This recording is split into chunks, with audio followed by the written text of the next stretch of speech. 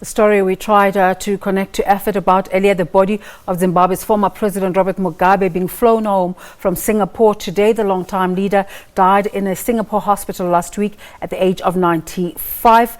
We're trying to reconnect with Ephert now. Musekiwa, a very good morning to you, Ephert. As we cut our conversation off, we were talking about the expected time of arrival of the body of the former president. Do you know what time it's going to be landing, and if there's any program attached to this event? Okay, well, we do understand that the body is landing late in the afternoon at around 3 p.m. We understand that a high-power delegation that might also include President Emerson Mnangagwa will be at the airport to receive the body. But we do not know any other programs that have been lined up for the day. But we do know that late in the afternoon at around 3 p.m. we will be at the airport waiting for the arrival of the body. Do we know which family members are on the flight?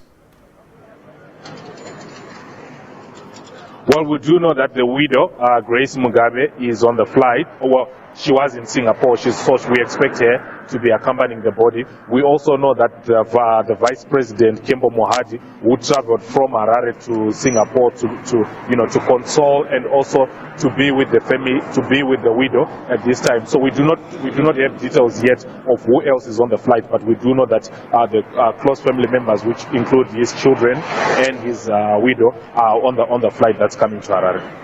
You already answered this question previously, but just for the benefit of our viewers who were not able to watch that part of our conversation, the mood in Zimbabwe today as there's expectations for the body to arrive this afternoon. Well, moving around the streets of Harare, it's just business as usual. You don't get that sense of grief. You don't get that sense of expectation. People are just going about their normal businesses.